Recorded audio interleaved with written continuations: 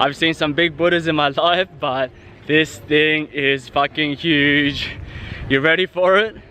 Wait for it, wait for it. Oh!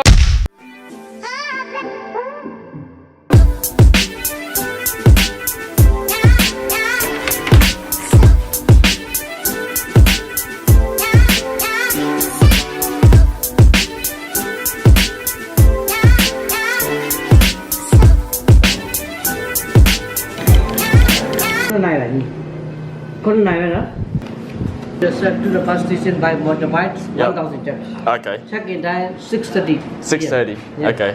And do you know where it stops? Does it stop at Yangon and then Stop go at up Nibiro. and then go straight up to Kalau overnight and arrive what time? Around about 2 p.m., 3 p.m. Okay. Yeah. They Okay. will stop at Nibiro 2 hours or 3 hours for. Stop over there, you can visit the Nibiro. Oh, Nippy there. Oh, okay. Yeah. Okay. Thanks. What's up, guys? Sunday, 5th of Feb. And it's a blistering hot day today. It's 1 p.m. in the afternoon and the sun is scorching. Oh man, it's a good thing it wasn't like this yesterday, otherwise I would have been struggling. But it's lunchtime now and I'm looking for that Indian restaurant that's pretty popular around here. I tried looking for it last night. I wanted to have dinner there, but I don't know, it was either closed or very incognito on the street, so I just ended up having street food. So once again, I'm changing it up.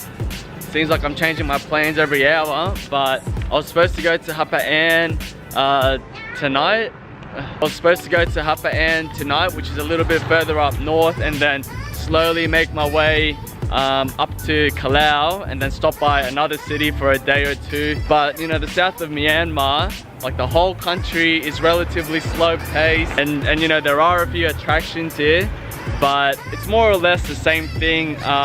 You know, with these quiet cities, it's sort of a similar feel. So I feel like I'm sort of using up a lot of time, not really doing much. You know, I visit a few temples, a few pagodas, and you know, see a few sunsets, do island tours and stuff like that. But I feel like I'm sort of getting distracted by, you know, the little things while I go to the big places that I want to go. But I'm getting back on track and I'm gonna start hitting the big places that I originally planned to go to. Fucking hell, mate. And the main attractions there, and you know, try to spend more of my time there rather than, you know, a lot of time in all these little places and then have to rush to big places. So now I booked a bus to Kalau, which was sort of the original plan before I started getting sidetracked with all these little places. And my bus tonight leaves at 7 p.m. and gets there 2 p.m. tomorrow. So this is gonna be the longest bus ride that I'm taking by far, 19 hours.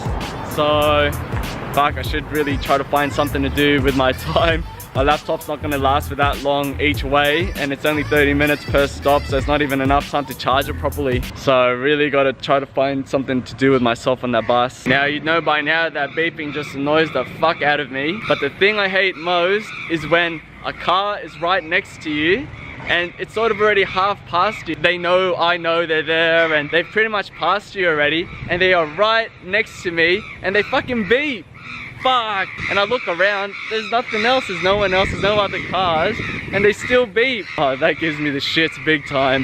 Great. They're putting hot bitumen seal right outside the restaurant that I want to eat at. Beautiful. Hello. Yes, sit here. Lunch? Sorry? No? Oh, no. Oh, no, eat. Ah, oh, okay. Thank you. Malaysian noodle with pork and papaya shake. No papaya. No papaya? Watermelon? No watermelon. No watermelon? Yeah. What do you have? Strawberry. Strawberry? Okay, yeah, strawberry. Alright, this is what I'm talking about. 2,500 for the noodles, 1,500 for the strawberry shake, $4 all up. Sweet.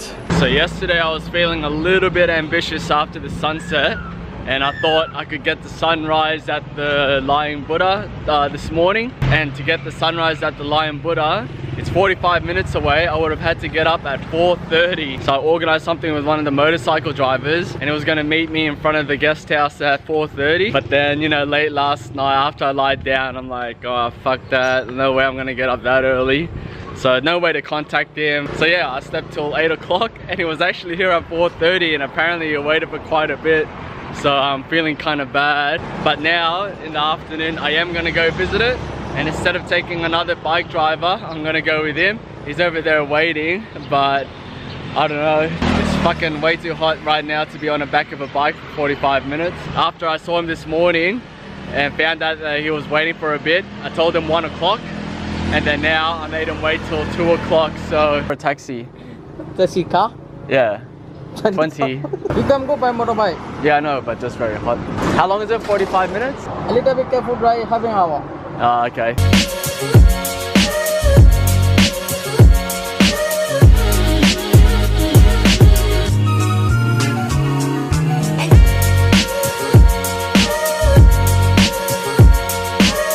Alright, so I decided just to suck it up and just get on the back of the bike even though it was fucking hot. But the wind on the bike made it a little bit better.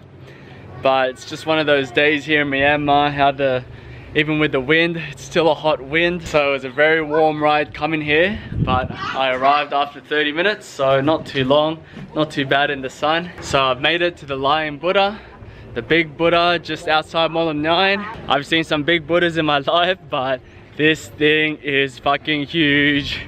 You ready for it? Wait for it, wait for it. Oh, big Buddha. I don't think that really showed how big it is, but let me get closer. Oh man, this thing's huge. Just looking up in the sun, extends all the way. I don't really know what's going on here, but everyone's up and out, young, old. So look, grandma's having heaps of fun. So I'm inside the big Buddha now, like literally inside the big Buddha. And the bike driver said this place comprises of about 200 rooms. It's a bit weird, it's a bit random. Holy jeez. What on earth is this place? It's like an old abandoned amusement park. What? You sort of feel like there should be like railing along the floor and just cruise along on a ride in like an amusement park at Disneyland or something. Actually kind of creepy.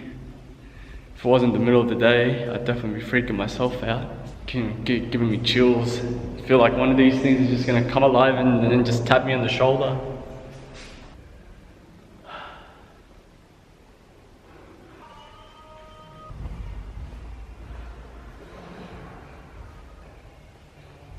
Now I'm sure each of these things have their own very interesting story to tell, and when you stop and have a look for a few minutes, they're actually quite intriguing.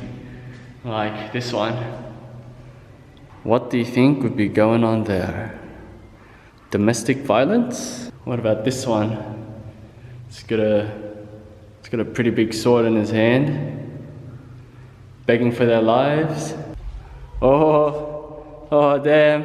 I don't like the look of this one. He's got a knife in his hand. Oh man. That's a pretty big baby, by the way. Now, unless I missed something really big, I think that's about it inside the big Buddha. So, a very random place. And I don't think inside this Buddha is the most sacred place, since it's all very noisy and construction happening, and I don't know how you could even pray in here, but yeah. Now, something that I didn't mention earlier was this Buddha is actually the biggest lion Buddha in the world. In the whole entire world, if you guys have seen big lion Buddhas, this thing is bigger than that. So this one's bigger than that giant lion one that I've seen in Thailand. So you could just sort of imagine the size of this thing. Big giant Buddha. Now, I don't know how reliable my taxi driver's sources are, but he said that the length of this thing, this Buddha, is 600 feet long. 600 feet long. Now, it must be getting lonely lying there all by itself, because they are building it a lying down buddy right over there, right next to it. And the one they're building is even bigger. Apparently, it's 900 feet long. Holy moly. Oh well, at least this fella has some company on a cold night. But, see, if you look over there, that's how they're building the Buddha. So they first need to build all those columns and beams, so you know they could use it as a platform and as a base for building the Buddha. And that pretty much what makes all the rooms, all the random rooms in this Buddha. Big Buddha under construction. I think he said by end of this year this thing's gonna be built, which I don't know, is a bit of a stretch, it seems like it, but yeah, it is possible. Well, I wasn't too impressed with the inside of that big Buddha, but there are a couple of stupas and a couple of little Buddha statues around like this whole mountain area here, so I think it's gonna look pretty good from the sky. And of course, I've brought Mav. Bam! So hopefully Mav can see something a little bit more impressive than what I saw inside. Let's go check it out.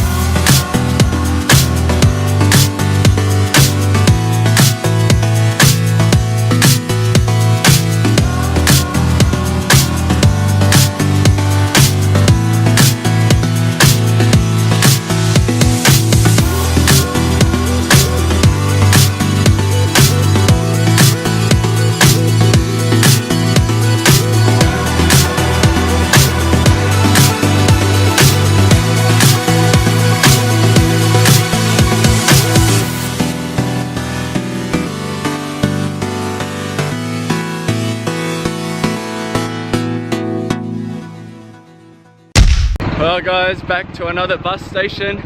Loving the bus stations. I feel like I'm doing like a bus station tour of Southeast Asia, visiting every single bus station there is, but this one will definitely be the hardest one yet, the longest one yet. That's what she 19 hours, holy crap. And I hope this is not the bus, because that bus over there is a 2x2. Oh, this one? Oh damn. Sorry? Oh, gee. What? Go to Karud. Yes. Well guys, that's Mawlamyine done, and that's pretty much it for my trip down south here in Myanmar. So long bus ride ahead, and I'm guessing there's going to be a stop later on tonight, like a snack stop, toilet stop. So south of Myanmar, there's still a couple of little towns to visit. You can still keep going south, closer to Thailand and adjacent to the Andaman Sea, but I'm sort of saving nice beaches and stuff like that when I head to other countries. And you know, all these chilled, relaxing days, I really need to do something active. I feel like I've been lazing around a little bit too much, but it's definitely been a different feel down south. So I'm really excited for it, really excited for the trek from Karud to Inle Lake. So yeah, make sure you guys don't miss out, stay tuned, leave this video a like, and I guess I'll see you guys back on the bus tomorrow morning. Have a good night.